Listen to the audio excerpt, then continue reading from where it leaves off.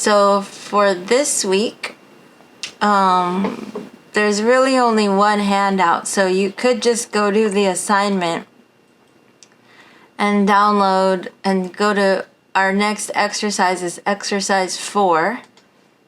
You can click on and you can just download the assignment here. That's really all you need to do is, you can click that and you can view the assignment for exercise 4, but you can also click the down arrow to download it. Normally I have you go to files, right?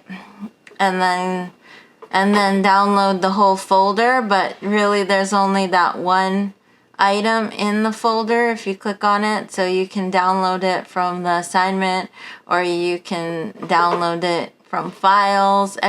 It's just the exercise 4 assignment. You can click on it and also preview it in files and click download here any way you like it. There are lots of ways to do the same thing. So I'm gonna just go to downloads now that I've downloaded it. There it is, and put it in my folder for the class.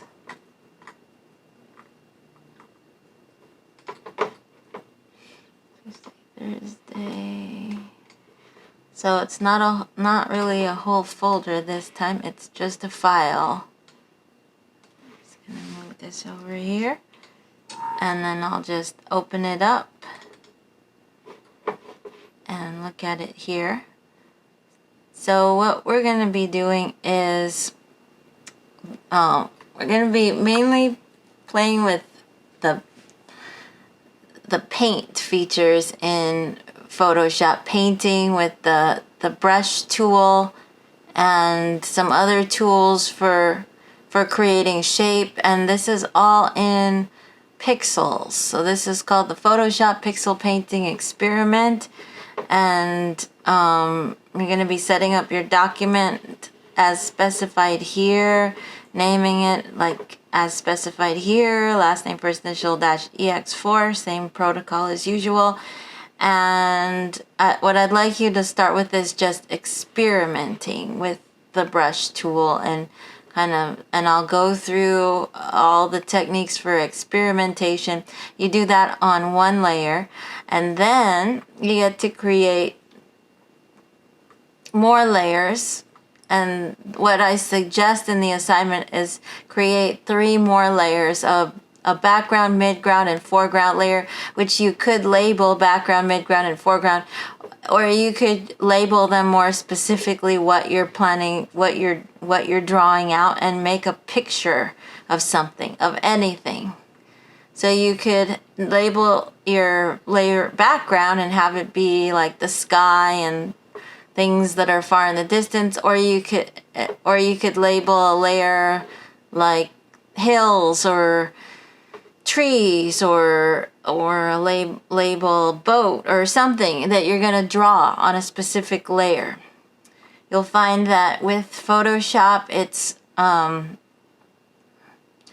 it's easier to make mistakes when it comes to layers in Photoshop, because with Illustrator you make a layer and it doesn't stick to anything else. It's its own little shape or object, and you can move it around. And with Photoshop, you're painting out pixels, and if you're on the wrong layer and you're painting something, you could completely botch a layer. So beware. It's just a different way to work. We're gonna explore how that all works, and it'll just start to click. If you're used to Illustrator now, you might find that Photoshop could be a little bit frustrating at first because it looks just like Illustrator, almost, but it behaves differently in many ways. But then at the same time, there are lots of similarities. So it's gonna just start to click very quickly. So to start following the assignment, you follow these steps up here. You go File, so I launch Photoshop. For this one, we're just going to make a new document, File, New, or Command N. And even though this is an exercise, which you're not gonna, well, we never really have to print for in this class anything, but I recommend you choose print. So potentially you could print it. Choose print to start with as a preset. I don't think I put that in the instructions though. But just verbally, I'm just suggesting start with print. And then set the size to 8 inches by 7 inches.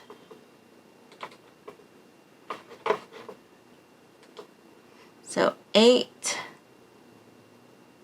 in width, 7 in height, and then everything else should be pretty much following the settings here.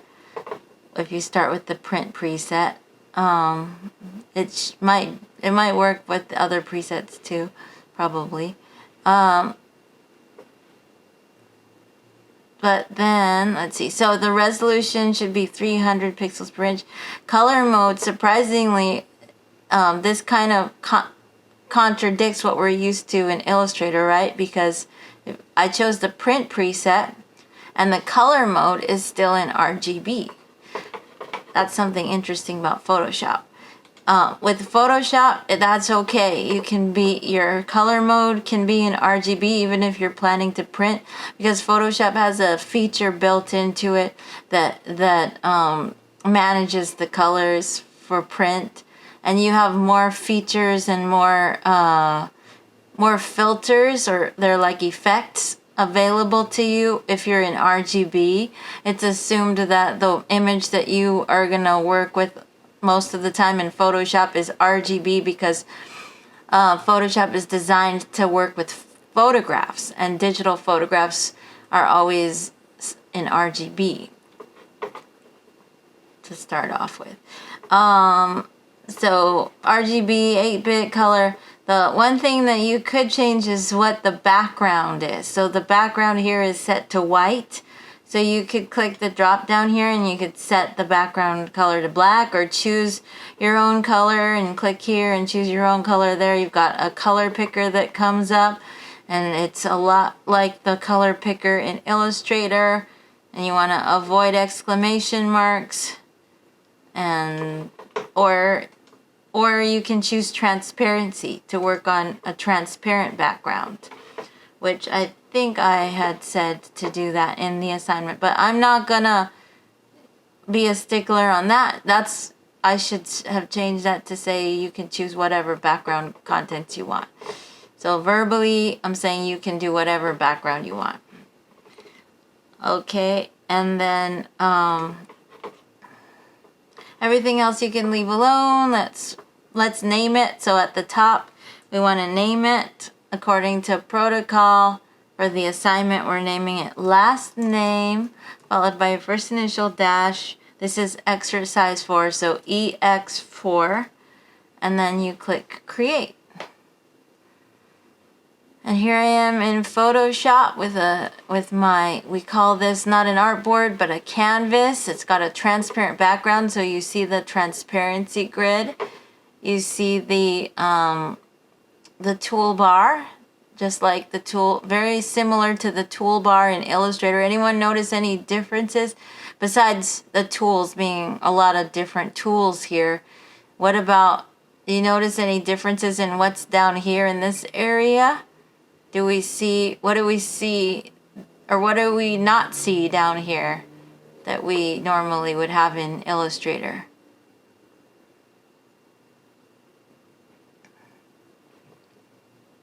The no line thing. The stroke, yeah, the modes and the drawing modes, yeah, all that stuff is a little different down here. We have, instead of a fill and a stroke color, we have a foreground color and a background color. And you can swap between them really easily. Just have 2 available colors to work with at all times. And we have, in Photoshop, we have a control panel up at the top that's context sensitive, that we use and Illustrator was moving away from the control panel. They used to have a control panel that was always up at the top, but with Illustrator they have the properties over here, which Photoshop has a properties panel too.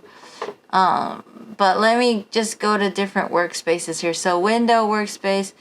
Let me just reset my essentials to show what this is the default essentials workspace for Photoshop, where you have the toolbar, one column. I like two columns, so I click the little arrows at the top to make it two column.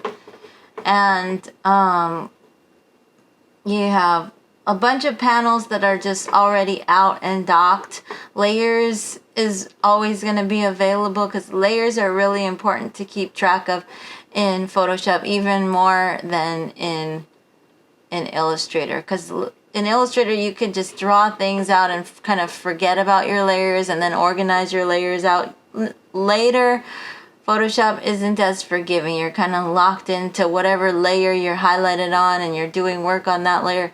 It's a little less forgiving, and unless you're working in vectors, but the Photoshop does have vector tools, so we're going to be getting into that later on. But Photoshop's strength and specialization is in pixels, so we're going to start doing a lot of work with images in pixels. So today we're going to start with painting in pixels.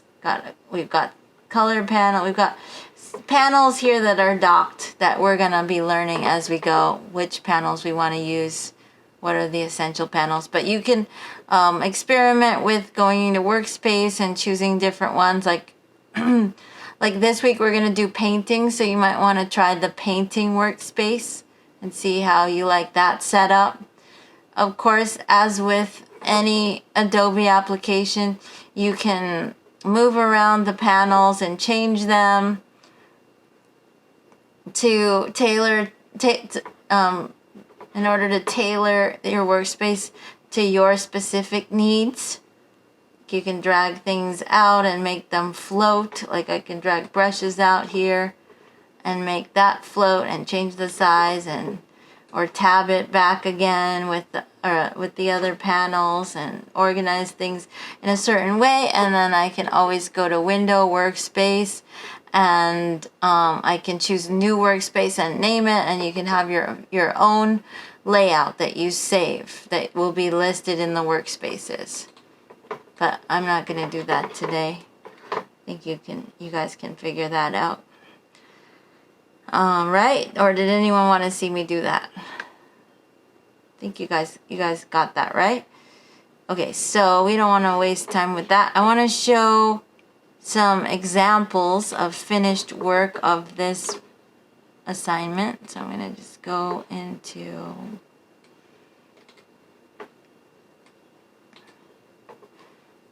get some examples here. Exercise 4 examples.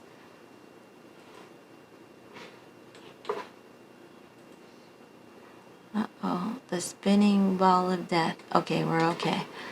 Okay, so let's see some examples here. So let's take a look at this one here. I'm going to open it up. Cannot be opened. Uh-oh.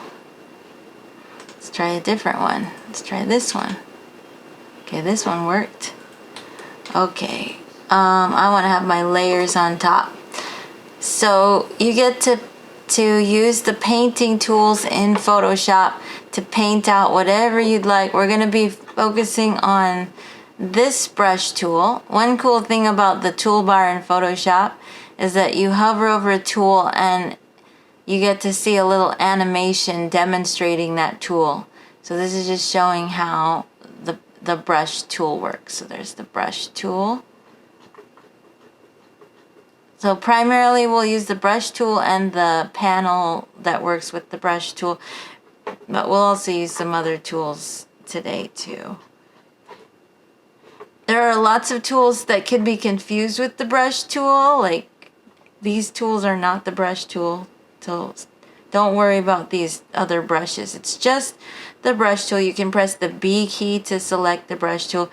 You might also play with the pencil tool, but mainly I'll be demonstrating the brush tool.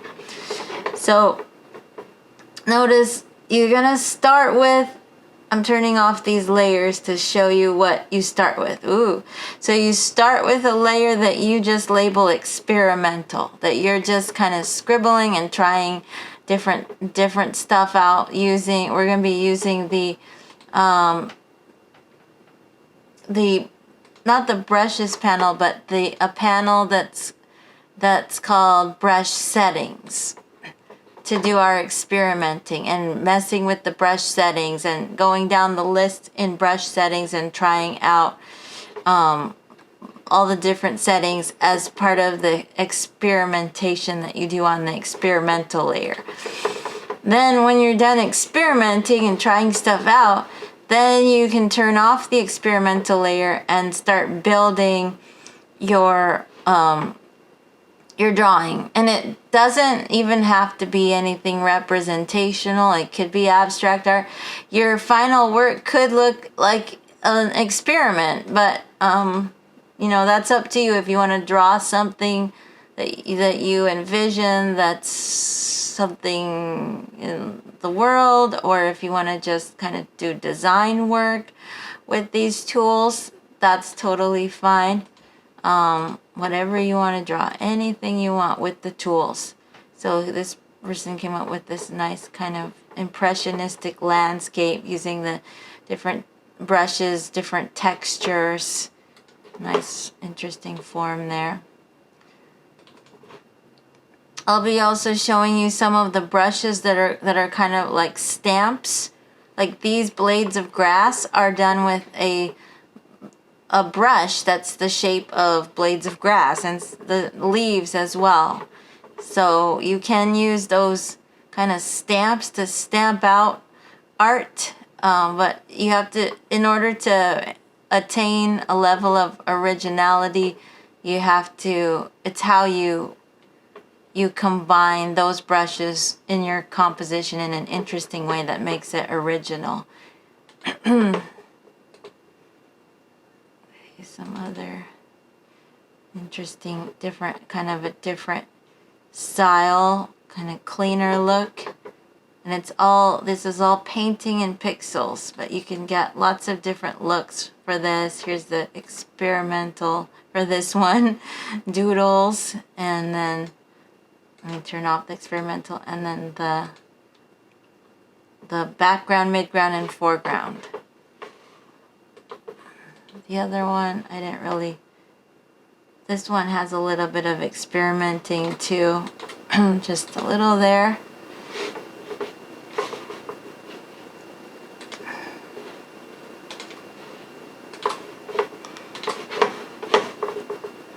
I've got a lot of these. Let's see another.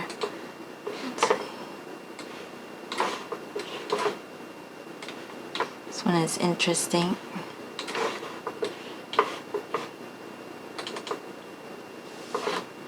Interesting scene. It's kind of dark and scary. Lots of different layers in this one, you know, named things like cliff shadows, so you could name your layers that way. Under the bridge. This one doesn't look like they didn't experiment. I recommend experimenting for this. Okay, let's see another one. This one's really lovely. The koi fish. It has a watercolor look, so it's actually lots of transparency in this one.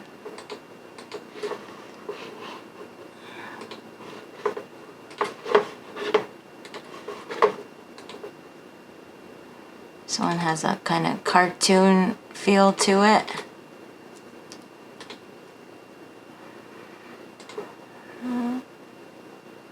This is 100%. So because this is all in pixels, you can't really scale it up because then you see pixels.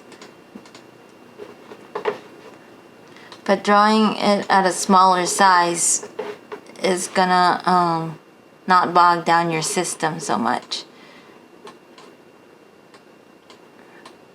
But if you want to do a larger size, you can. But if it's goes really slow, that can happen with Photoshop. So beware. Lots of different painting styles. I just want to show you lots of different ways you can go. Foreground, midground, and background, and experiment layer, experimental. Let me just kind of go down the list.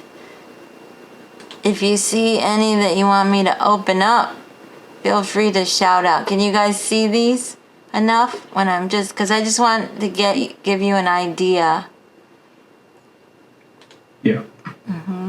So a lot of landscapes were done. This one's really nice. Labeled the cacti layer, foreground layer, hills, midground layer, sun, and a background layer. And the experimental layer could be just scribbles.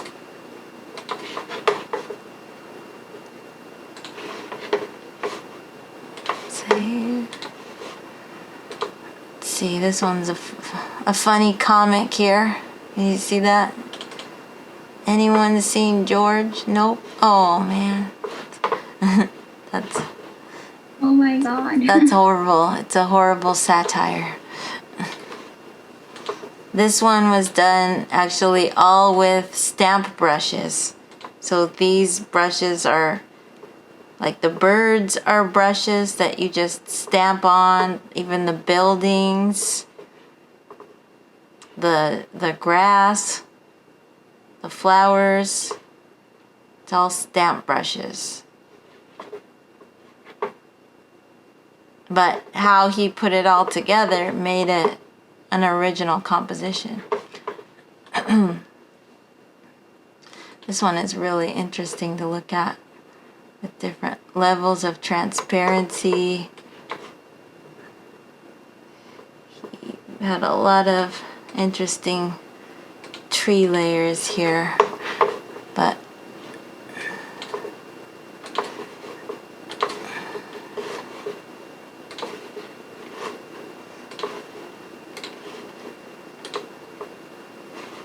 this one is nice. A nice little portrait of a girl looking through the grass. Foreground, midground is the girl, background, and there's something called rectangle here, and experimental.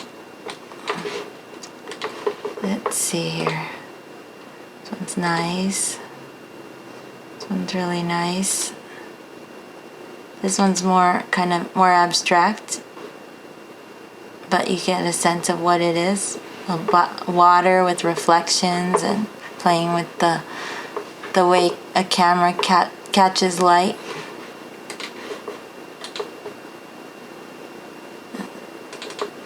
This is really strong work here.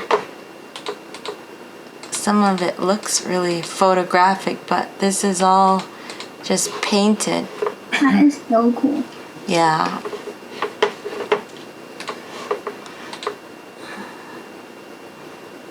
This is more abstract.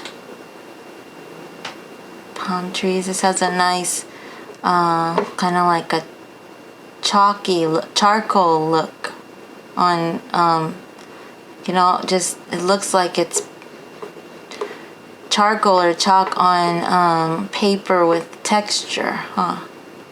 And it's just with a Photoshop brush to get that effect. And this one's very abstract, and you might recognize those flowers, and these are a lot of stamp brushes but done in a really interesting way, and it's almost hard to recognize, although when you pointed out, you're like, yeah, those flowers again. But it's these are so cleverly arranged from one to the next that it maintains its integrity and its originality. And there are those flowers again. This is a really nice portrait. So you can just go whatever direction you want with this. As far as what you create. Gorgeous work here. Lots of pointillism going on. And nice attention to the foreground.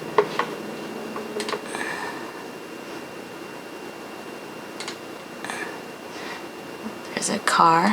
What? You feel like drawing a car? You can draw a car. Cityscapes. All kinds of options for what you draw. Okay, so let's get started on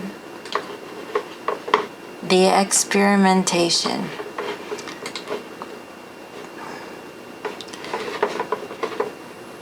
Okay, I'm going to be showing you how to do this. So I'm going to pin my video. I'm going to show you how to do this using a tablet or a mouse. So it's ideal in Photoshop to, if you have access to a tablet, and you can, I didn't see any requests from anybody to check out any tablets that OCC has. So hopefully everyone's okay with whatever you've got. You don't have to use the tablet. But I'm going to demonstrate how you would do this with a tablet and without a tablet. So I'm going to just do put my other camera on.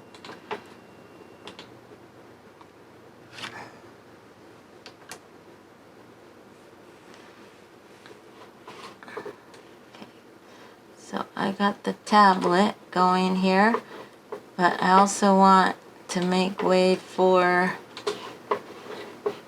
I'm going to have my brush tool out, and I want have my layer highlighted here in the layers panel. I'm going to just double click on it and call it experimental. Press return. And then I want to bring up my brush settings panel, which I can go under window and find it in alphabetical order here, or you can start to memorize icons as well. This is the Essentials Workspace. In the Essentials Workspace, there's some panels that are just docked here in icon view, like brush settings can be popped out like that, and brushes is down here. But let me try actually the paint. Well, I am in painting. Let me reset painting. Maybe I changed it. Reset painting. Okay, so with painting, the painting workspace, I thought I was in Essentials. My mistake, I was in painting. So with painting workspace, you've got lots of color swatches to choose from. Up here, we've got the brushes panel here that you can look at previews of the brushes and select various brush presets here from the list. General brushes. And then there is the brush settings, which you can pop up, and you can see the brush tips here. So I can select. So what's in brush settings right now? There's a list here of options that change what the menu is. So we're on brush tip shape, so I can choose my brush tip shape here. Scroll down, and they're all different. Art brushes as well. When you hover over the brush, it tells you the name, like flat angle, flat fan. These are like types of brushes you might find in the art store. And then other brushes that give you different textures. And I've added all these stamp brushes, which you might not have by default, like the leaf and the blade of grass and some of the brushes that you've seen, that you saw in some of those examples. If you don't have those stamp brushes and you want access to those, you can, let's see, you can go to the, let's see, up here in the control panel, when you're on the brush tool, let me just go back to my 2 column. When you're on your brush tool, notice also, because the control panel is context sensitive, so if you're on if you switch tools, then you have different options in the control panel. But on the brush tool, you'll also have this drop down here where you can choose. This drop down takes you to the brushes panel, not the brush settings panel, but the brushes panel. This panel down here that's already open here. But from here, there's a little gear wheel that you can click on. So you click the drop down to get the pop out menu, and then there's a gear wheel where you can you can append default brushes or get more brushes, or let's see, legacy brushes. I believe legacy brushes is the one that gives you the blades of grass and the leaves and the stamps. So if you choose legacy brushes, then it'll say restore the legacy brushes brush set to the list of brush presets, and then you just say okay. But I already have them, so I'm not going to do that. So just so you know, from the brushes panel, from the brushes panel down here, instead of the gear wheel, you get those options just by clicking on the options button. And then you can choose legacy brushes there, or get more brushes, or append default brushes. Let's see what those options are. Okay. So I'm going to start experimenting. So I'll start using my mouse. Let's see if you can see that.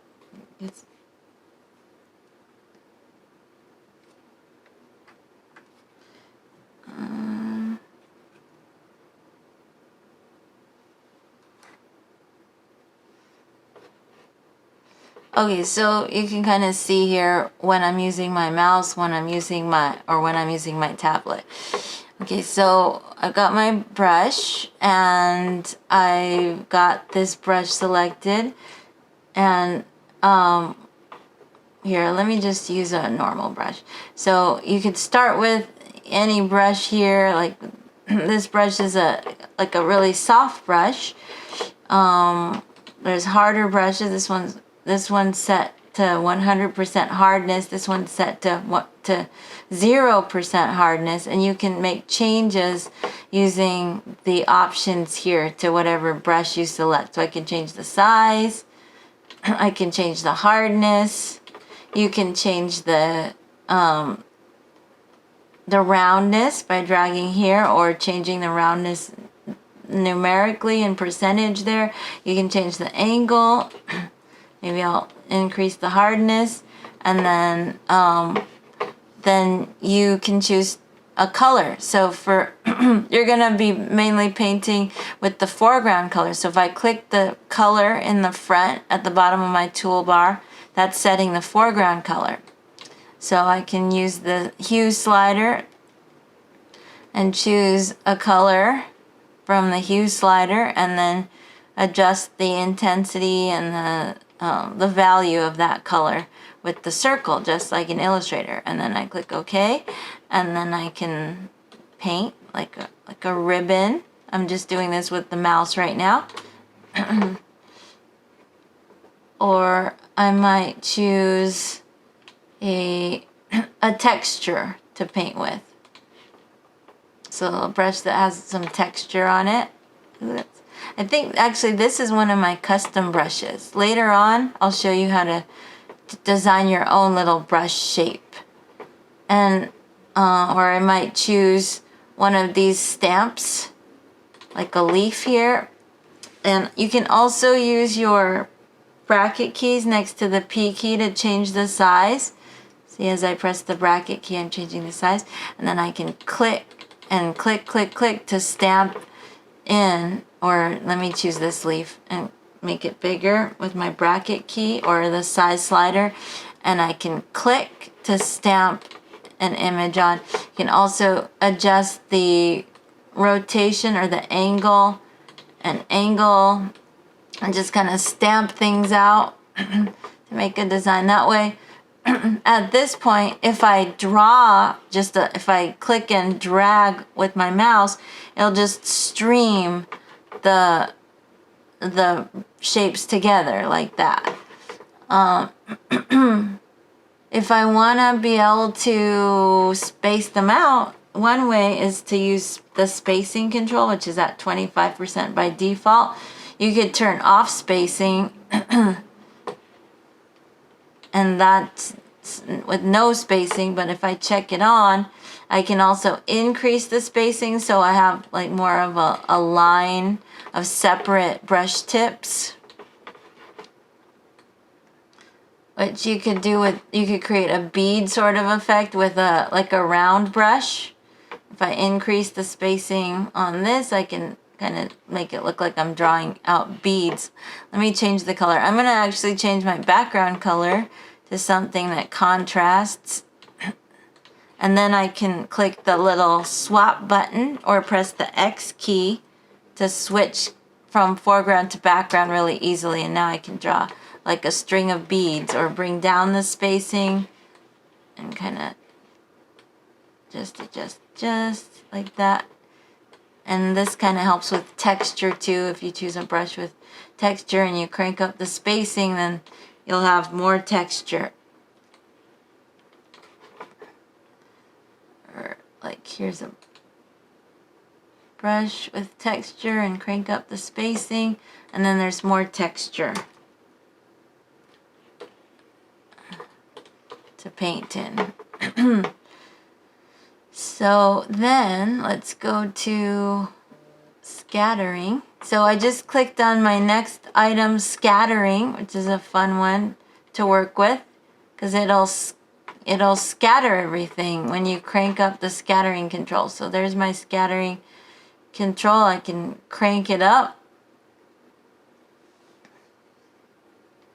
and then let me choose a different color, maybe just a light blue color maybe.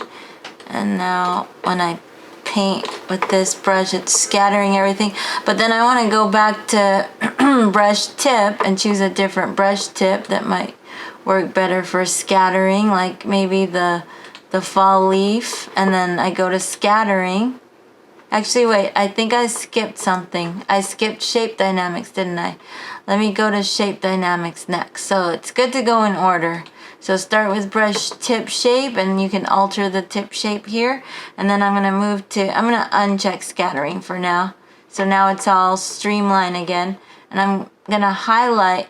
Shape dynamics is checked on, so it's already affected by whatever is on that menu. But I don't see the shape dynamics menu until I click to highlight shape dynamics. And now I can see the menu for shape dynamics. So let me just go back before we get to scattering. Let me choose some other brush. So here's a brush that's set at 50, and then I go back down here to shape dynamics. And you'll notice the word jitter a lot throughout these menus. So anyone have any idea what jitter means?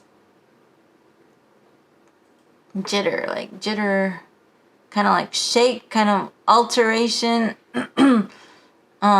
fluctuation in whatever the value, whatever the property is. So size jitter. If I increase the size jitter, see how it's altering the texture of the brush in the brush preview? It's altering the size. So when I paint, let me choose something really different, like a bright red. So when I paint with this, even with a mouse, I just paint, it's gonna alter the edges a little bit there. Let me crank it all the way up. So this is painting with a mouse. I have for where any place that says control, that's where you can set pen pressure. So if it's off, or then it's showing what the brush stroke is going to look like. With the mouse, it's uniform, but when you set control to pen pressure, then that's setting the size to work with pen pressure. So now let me choose another color.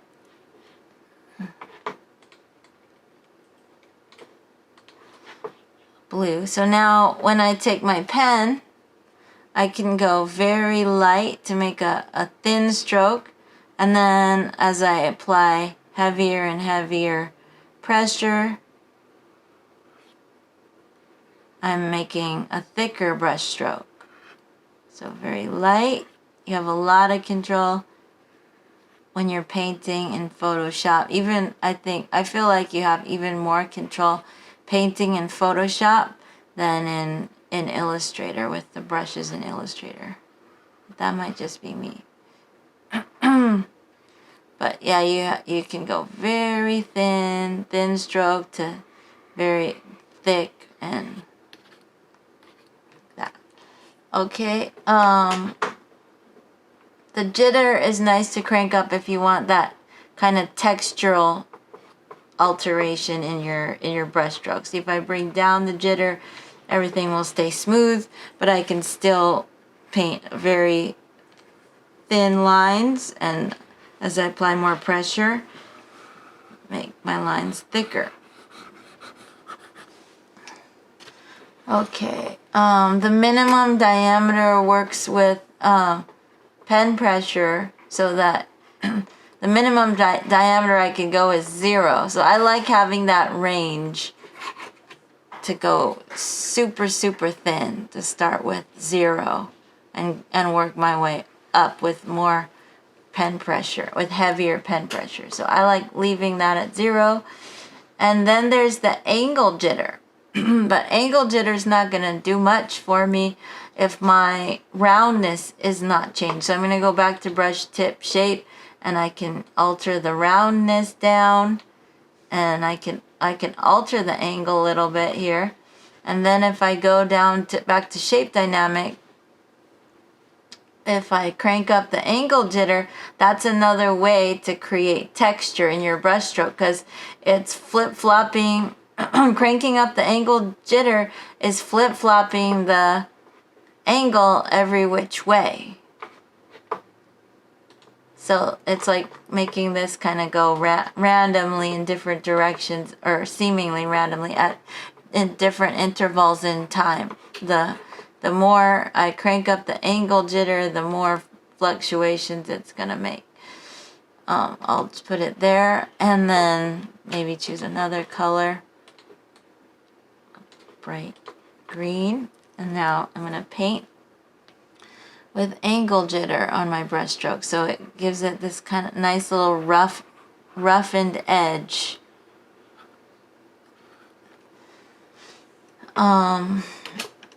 Angle can also be can work with pen pressure as well, and roundness jitter can be altered.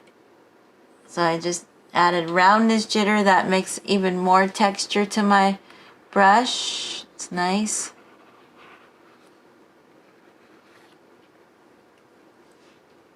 And roundness can also work with pen pressure. So you can have everything with pen pressure and see how much control you have by changing the angle.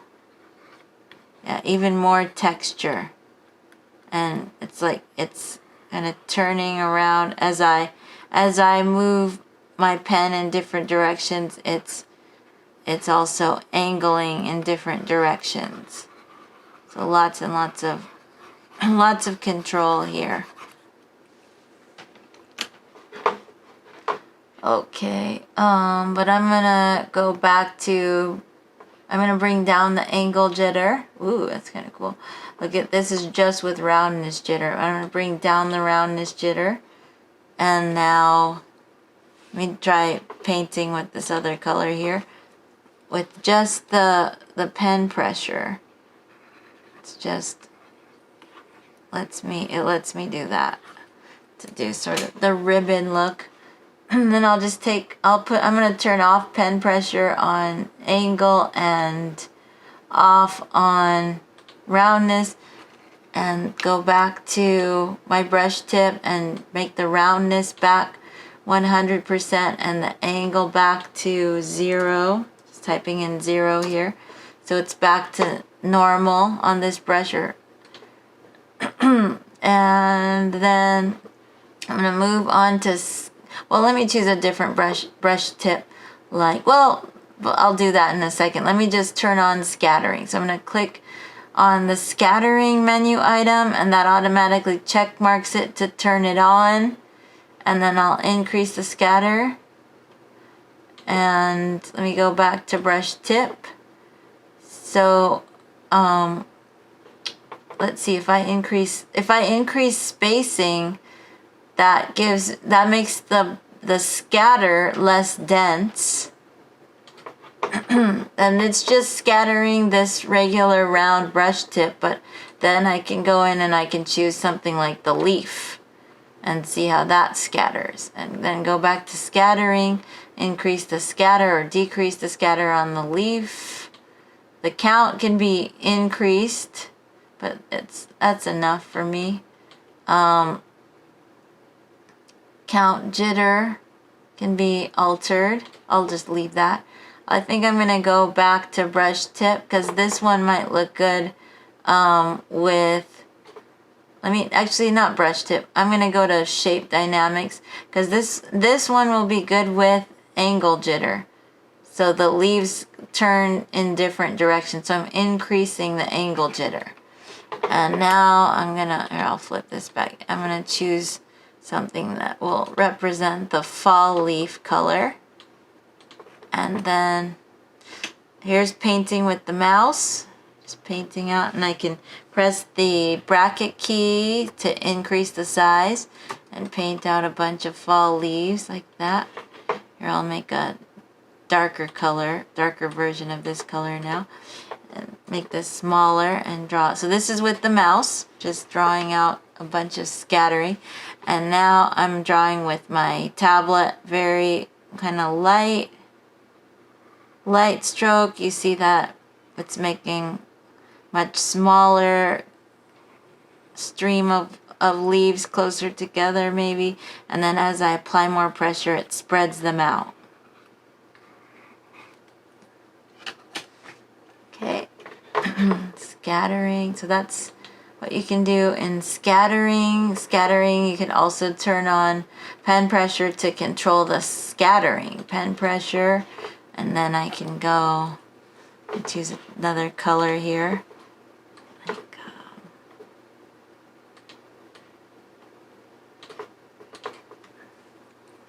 So now if I apply very, very light pressure, the scattering is a lot denser. Everything is very dense. And then as I apply heavier pressure, the scattering spreads out. Maybe I'll go back over here and choose a big brush here. Make my brush really big here and just paint on a big swash of brushes, and the angle is altering, so I'll go back to shape dynamics and bring the angle jitter down. Scattering I'm done with for now. If I want to turn off scattering, I can just uncheck it, and I'll leave my shape dynamics the way it is with size set to pen pressure. And then I'm going to turn on the next item, which I just click on texture. So let's check out texture.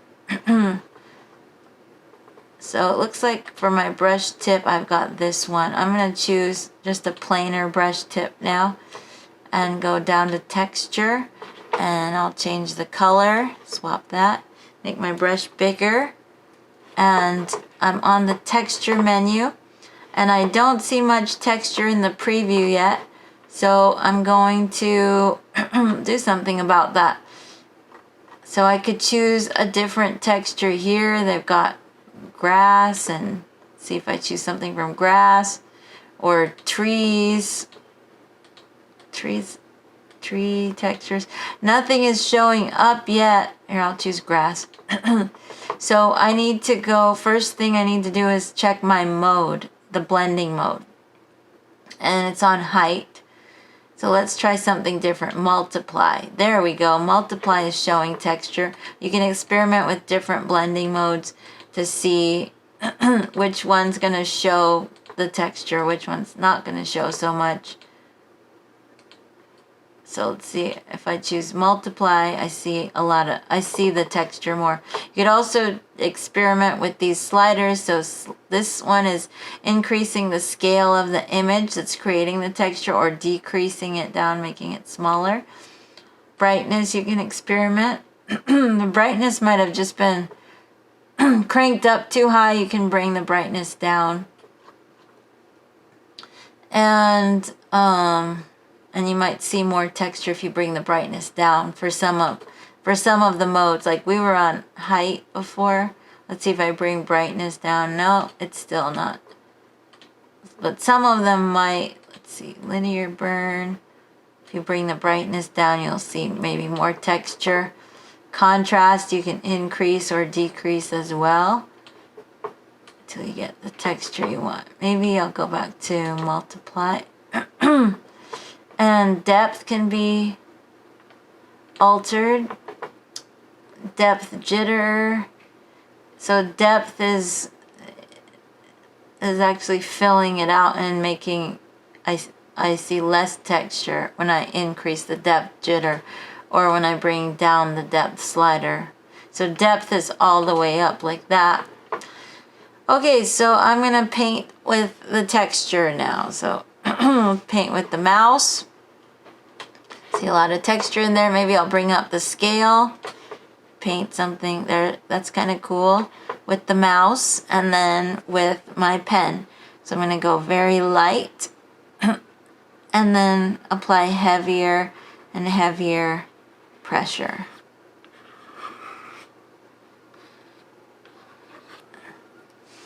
So that's kind of neat. Okay, so that's texture. You can choose from a whole bunch of different libraries of textures. They used to have more. I wonder if you can add more here with the gear wheel, possibly. A pen, import patterns, append default patterns. Let's see. Append the pattern defaults to the list of pattern presets. Okay, let's try that. Well, it's just a repeat of the same. Later on, we'll also learn how to add your own patterns to this. So here's something. Is this different or the same? That's the same one. I keep choosing the same one, but I want something different now. Choose a different color.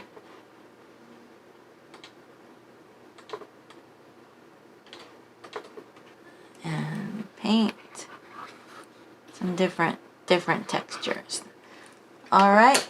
Okay, so that's texture, and you can turn that off if you want to go back to solid. You can uncheck texture, Unchecking it will turn off the menu and turn off the effect of it.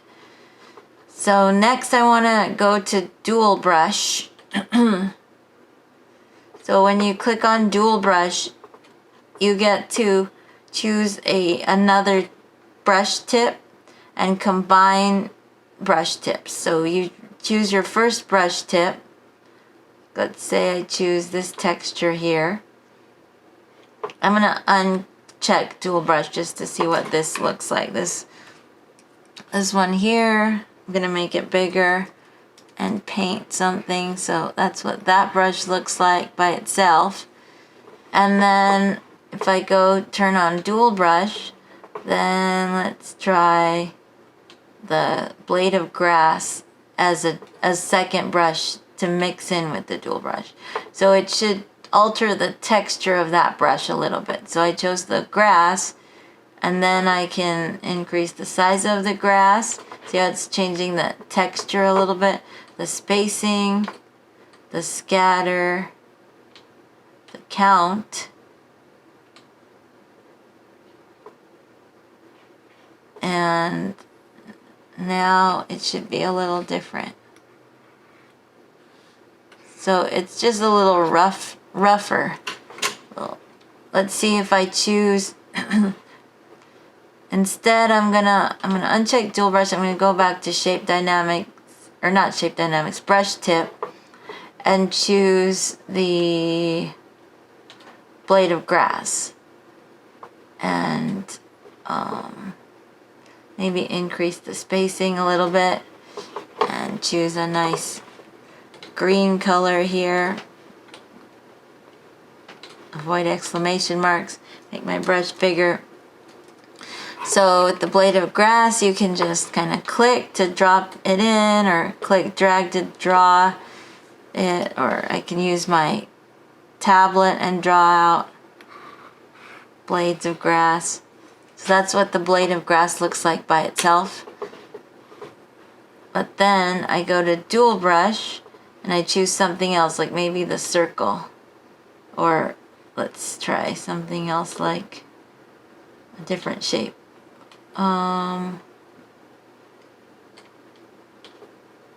Maybe the star, or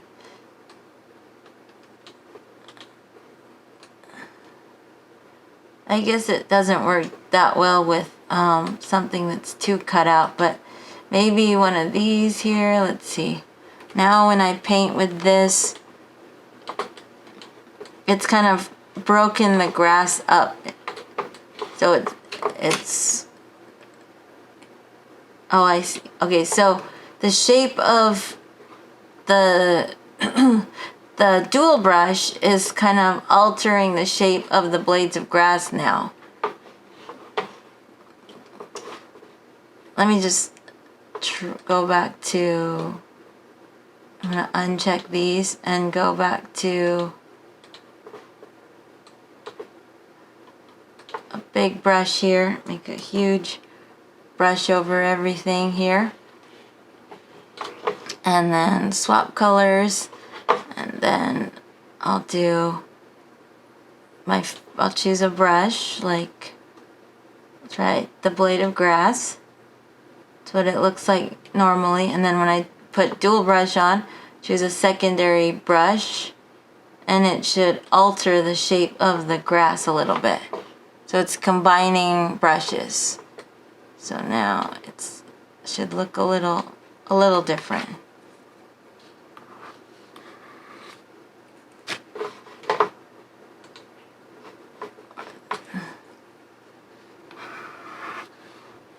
So it changes, it's just another way to change texture. So it kind of breaks it up depending on the secondary brush that you choose. This one here. So you can experiment with dual brush. I'm going to uncheck dual brush now and move on to color dynamics. I'm going to go back to my brush tip shape and choose a kind of regular round brush here, and then go color dynamics to highlight the name so I get access to the menu, and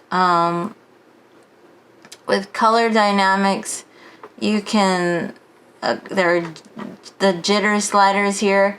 So if I crank up this foreground, background jitter and paint with my mouse, see what it's doing? It makes this kind of caterpillar effect where it's altering between the foreground color and the background color. But you could also crank up the hue jitter, and then when you paint, it's going to be altering in different colors, different hues.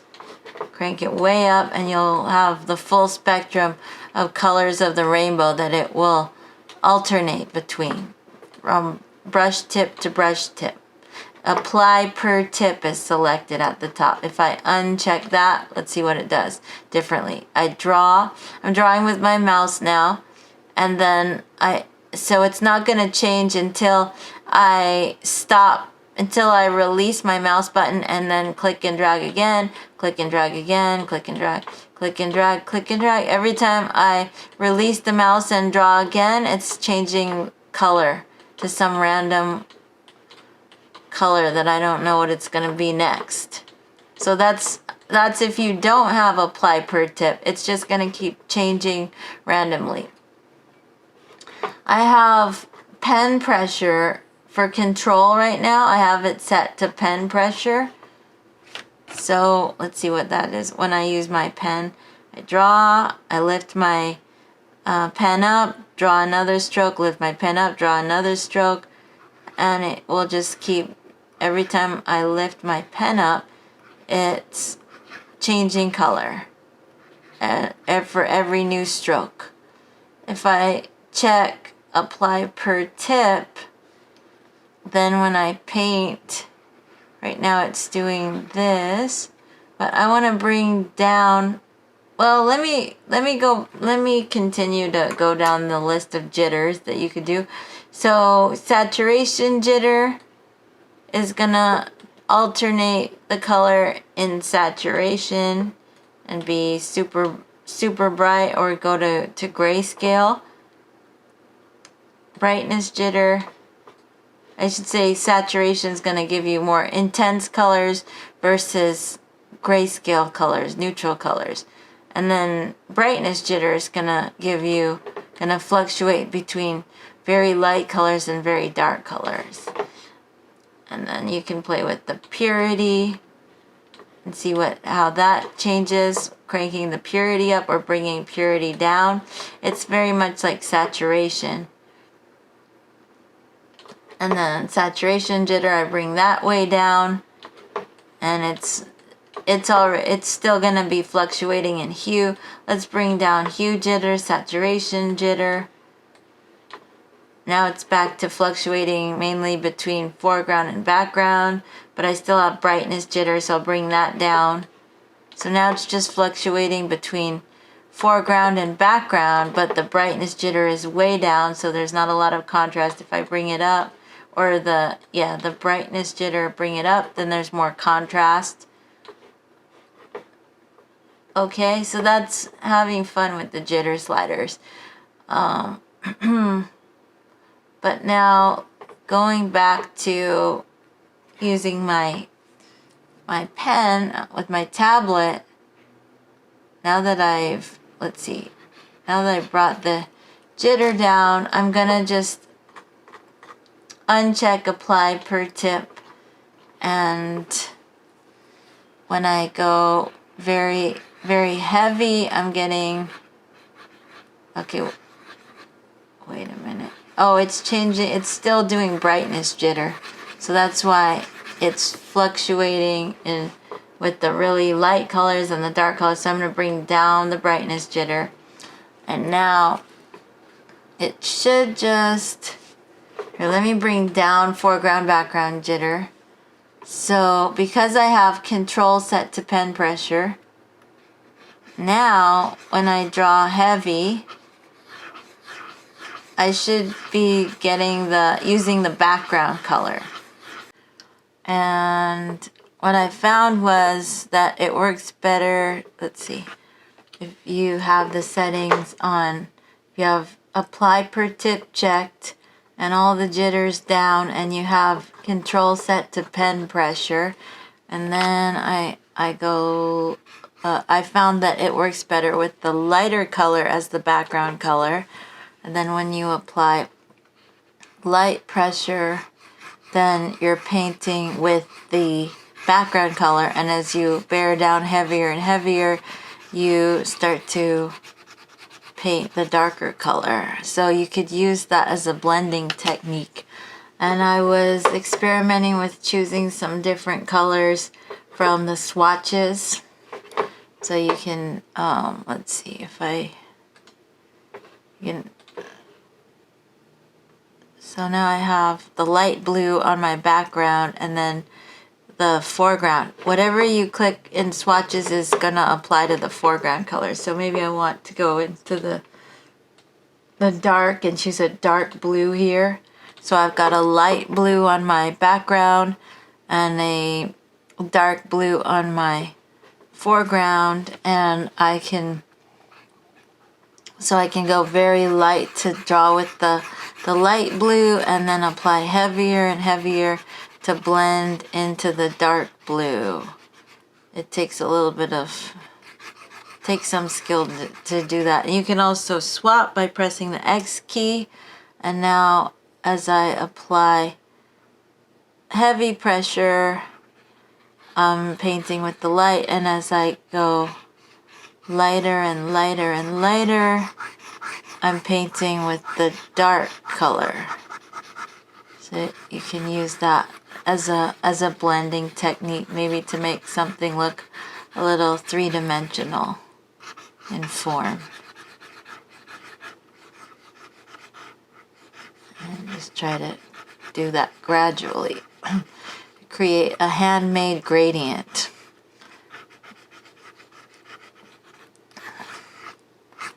See what you can come up with. It's kind of cool. It's just helpful to create texture that way.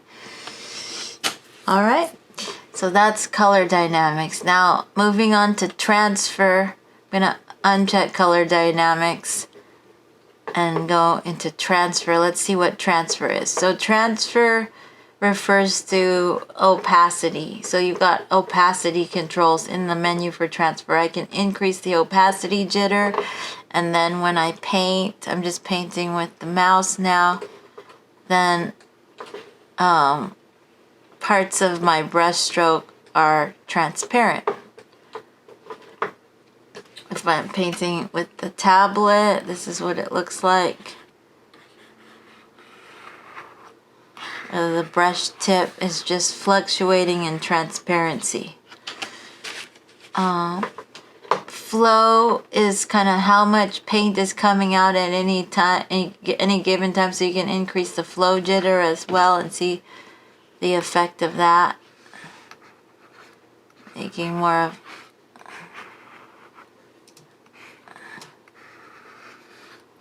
and you can see the brush tips in there. That could be used for an effect, but I'm going to bring down the opacity jitter and the flow jitter, and instead I've got pen pressure for control on opacity, which is nice when you're in the transfer menu, because then when you use your pen, your Wacom tablet, see, I can paint these nice thin kind of watercolor-like brush strokes that are transparent, and overlay to create an interesting look. With the right colors, I could make it look like flames maybe, or water in a waterfall. So that's using pen pressure to control the level of opacity. I could also put pen pressure on the flow. Let's just try it without. I'm going to turn off pen pressure on opacity and just try it on flow, so you see the difference. Kind of, it changes. I guess with flow, it's more like the ends of the brush strokes change in opacity, are kind of soft on the edges or look a little more airbrushy on the ends with flow. But together, let's put a pen pressure on both of them. As I apply heavier pressure, I have more opacity, higher opacity levels, and lighter pressure, very low opacity. Like I could draw out something that looks like steam.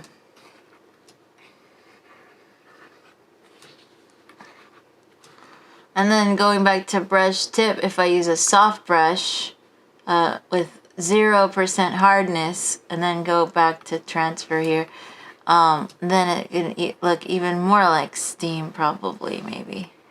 Make my brush a little thicker.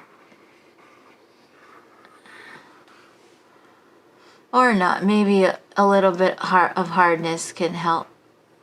And less spacing, maybe, for a smoother,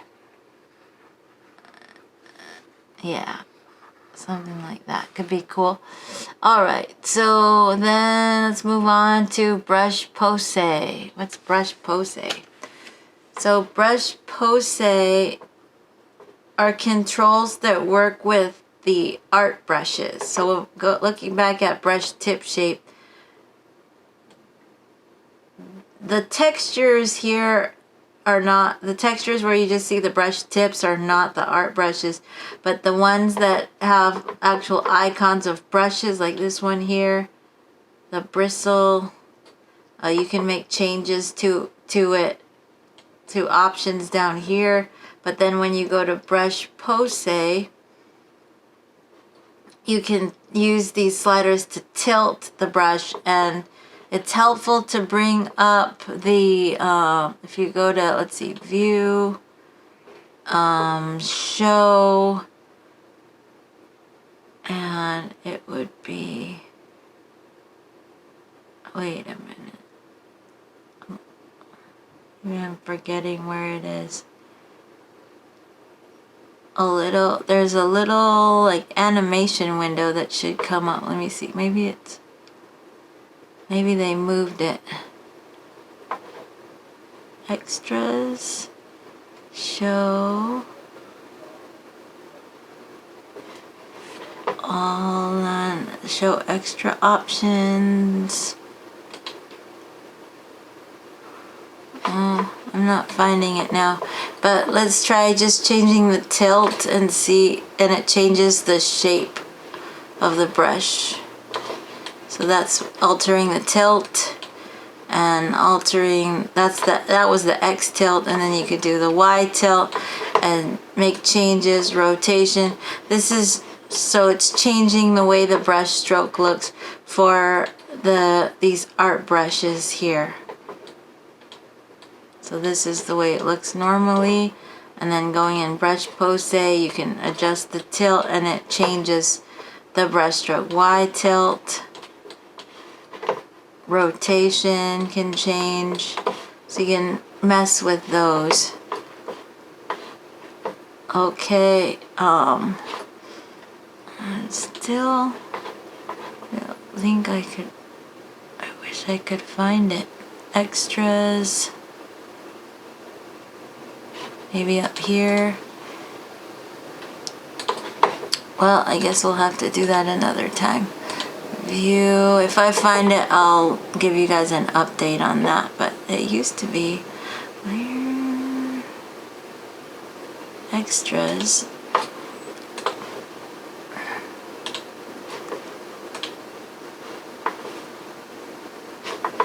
Maybe that's something they took out now.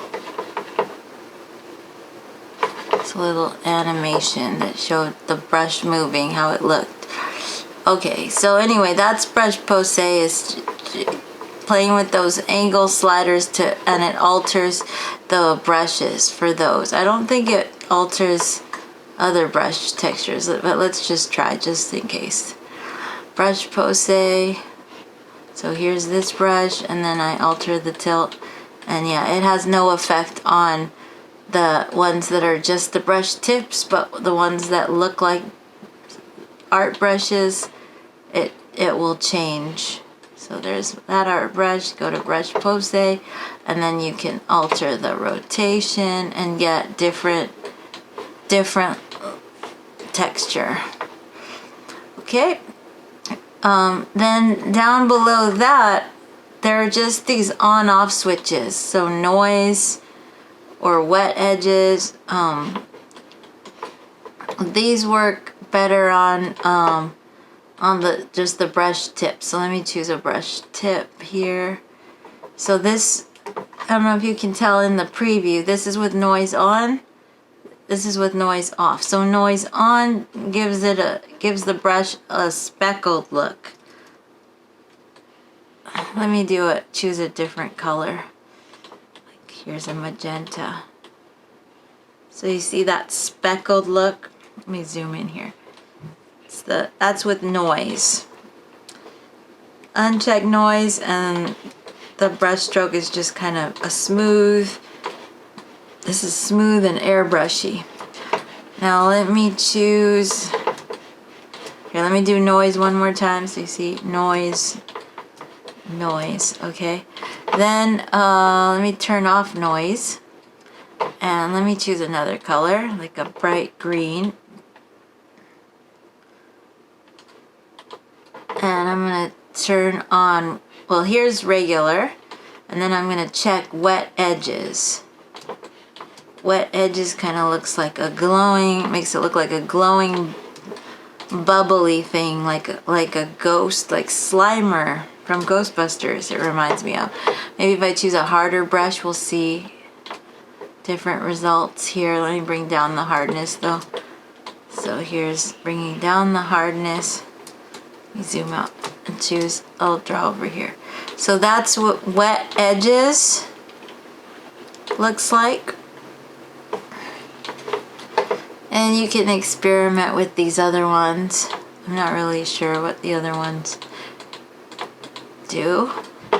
That's it for experimenting. You just go down the list and alter the options and see what you can learn from trying out making changes to the different menus in the list. Scattering is on now. Turn things on, turn things off, make adjustments to the sliders. That's experimenting. That'll help you to really learn what you can do for this assignment and for any project that you might want to use the Photoshop painting features.